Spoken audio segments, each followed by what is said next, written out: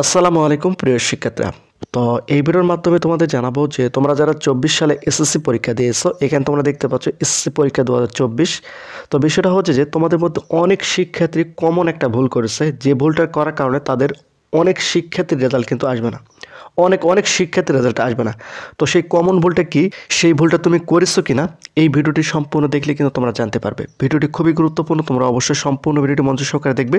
তো আমি তোমাদের আবারও বলি, এমন একটা ভুল তোমরা যদি করে থাকো তাহলে কিন্তু তোমাদের ওই সাবজেক্টের রেজাল্টটা কখনোই আসবে না, তোমাদেরকে কিন্তু বোর্ড সায়েন্স করতে হবে। তো ওই ভুলটা তোমরা করেছো কিনা ভিডিওটি সম্পূর্ণ দেখো, তাহলে তোমরা সহজভাবে জানতে পারবে।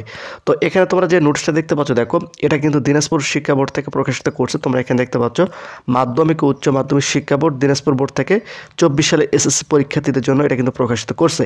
এখন বিষয়টা হচ্ছে যে এখানে তোমরা দেখতে পাচ্ছ, দেখো তথ্য নম্বর ফর্দ। তো এই যে নোটিশটা তোমরা দেখতে পাচ্ছ, এই নোটিশের মাধ্যমে কিন্তু তোমাদের তথ্য পরীক্ষার নম্বরটা কিন্তু শিক্ষা বোর্ডে পাঠাতে হবে। এখন এখানে শিক্ষা বোর্ড থেকে কিভাবে পাঠাতে হবে সেটা তোমাদের একটু পরিষ্কার করে দেয়। প্রথমে তোমরা এখানে দেখতে পাচ্ছ, দেখো বিষয় অর্থাৎ কোন সাবজেক্টের নম্বরটা এই ফর্দতে লিখে পাঠাতে হচ্ছে, সেই সাবজেক্টের নামটা কিন্তু এখানে লিখতে হবে। তোমরা এখানে দেখতে পাচ্ছ বিষয়, এরপর বিষয় কোড অর্থাৎ কোন সাবজেক্টের নম্বরটা পাঠানো হচ্ছে সেই সাবজেক্টের বিষয় কোডটা এখানে লিখতে হবে। এরপর পরীক্ষক কোড অর্থাৎ তোমাদের যে খাতাগুলো রয়েছে, এই খাতাগুলো কোন শিক্ষক দেখতেছে তার কিন্তু একটা কোড রয়েছে, সেই কোডটা এখানে দিতে হবে। এবং প্রধান পরীক্ষক কোড, তোমাদের বোর্ড খাতাগুলো যে শিক্ষকগুলো দেখতেছে সেই শিক্ষক কিন্তু একজন প্রধান শিক্ষকের আন্ডারে থাকে, তো সেই প্রধান শিক্ষকের কোডটা এখানে দিতে হবে। একই সঙ্গে মোবাইল নম্বর এখানে দিতে হবে। এখানে হয়তো প্রধান পরীক্ষক অথবা পরীক্ষকের নম্বর কিন্তু এখানে দিতে হবে।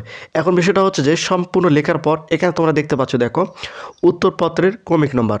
তো উত্তরপত্রের ক্রমিক নম্বর কোনটা তোমরা এখানে সাইডে দেখতে পাচ্ছ। এখানে কিন্তু প্রত্যেকটা বোর্ড খাতা অর্থাৎ সিকিউর মধ্যে কিন্তু উপরে এই 10 ডিজিট বা 8 ডিজিট বা 9 ডিজিট একটা সংখ্যা থাকে, তোমরা এখানে সংখ্যাটা দেখতে পাচ্ছ, এটা হচ্ছে ক্রমিক নম্বর।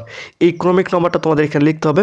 এখন বিষয়টা হচ্ছে যে এই ক্রমিক নম্বর যদি কোনো শিক্ষার্থী লিখতে ভুল করে বা কোনো শিক্ষক লিখতে ভুল করে বা অতিরিক্ত কাটাকাটি করার কারণে যদি শিক্ষক বুঝতে না পারে, তাহলেই হচ্ছে তোমাদের বিপদ। এখন তোমাদের মধ্যে কোনো শিক্ষার্থী যদি এই ক্রমিক নম্বর যদি অতিরিক্ত কাটাকাটি করে থাকে বা ভুল করে থাকে, তাহলে তার তথ্য নম্বরটা কিন্তু পাওয়া খুবই কঠিন হয়ে যাবে ওই সাবজেক্টের ক্ষেত্রে, এবং ওই সাবজেক্টে তার ফেল আসারও কিন্তু এখানে সম্ভাবনা রয়েছে। তো আমি তোমাদের এখানে প্রমাণ সহ দেখাচ্ছি। এখানে তোমরা দেখতে পাচ্ছ, দেখো এসএসসি পরীক্ষা 2024, এখানে বলা হয়েছে দেখো উত্তরপত্রের ক্রমিক নম্বর। উত্তরপত্রের ক্রমিক নম্বরই হচ্ছে, তোমরা এখানে উপরে দেখতে পাচ্ছ, এটাই হচ্ছে ক্রমিক নম্বর। এটা যদি কোনো শিক্ষার্থী ভুল করে তাহলে তার ওই সাবজেক্টের রেজাল্টটা আসা খুবই কঠিন হয়ে যায়, বা তার ওই সাবজেক্ট রেজাল্টটা নাও আসতে পারে। কেন নাও আসতে পারে, এখানে দেখো উত্তরপত্রের ক্রমিক নম্বরটা লিখতে হবে এখানে, এবং প্রাপ্ত নম্বর, এবং ওই ক্রমিক নম্বর অনুযায়ী ওই বোর্ড খাতায় কত নম্বর পেয়েছে প্রাপ্ত নম্বরটা এখানে কিন্তু লিখতে হবে। এখানে তোমরা দেখতে পাচ্ছ উত্তরপত্রের ক্রমিক নম্বর, প্রাপ্ত নম্বর, উত্তরপত্রের ক্রমিক নম্বর, প্রাপ্ত নম্বর, উত্তরপত্রের ক্রমিক নম্বর এবং প্রাপ্ত নম্বর। তো এখানে তোমরা দেখতে পাচ্ছ, আমি তোমাদের সহজভাবে বুঝিয়ে দিলাম। এখন বিষয়টা হচ্ছে যে এই ভুলের কারণে যদি কোনো শিক্ষার্থী ফেল করে তাহলে তার করণীয়টা কি। যেহেতু শিক্ষা বোর্ড থেকে তোমাদের হাতে সুযোগ দিয়ে রেখেছে যে যদি কোনো শিক্ষার্থী ফেল করে বা আশানুস্বরূপ রেজাল্ট না আসে, তাহলে রেজাল্ট প্রকাশের পর থেকে 7 দিন হাতে সময় থাকবে। এই 7 দিনের মধ্যে কিন্তু তোমরা বোর্ড সায়েন্সটা করতে পারবে। বোর্ড সায়েন্স করলে হয়তো বা তোমাদের রেজাল্টটা পরিবর্তন হয়ে পাস আসতে পারে। এটা কিন্তু যেহেতু শিক্ষা বোর্ড থেকে তোমাদের জন্য সুযোগ দিয়ে রেখেছে, চাইলে তোমরা বোর্ড সায়েন্সটা করে দেখে নিতে পারো। তো বিষয়টা হচ্ছে অনেক শিক্ষার্থী কিন্তু এই ক্রমিক নম্বরটা কাটাকাটি করেছে বা ভুল করেছে, তাদের কিন্তু রেজাল্টটা নাও আসতে পারে। তো প্রতিনিয়ত শিক্ষামূলক খুঁটিনাটি আপডেট ভিডিও পেতে অবশ্যই চ্যানেলটিকে সাবস্ক্রাইব করে রাখো।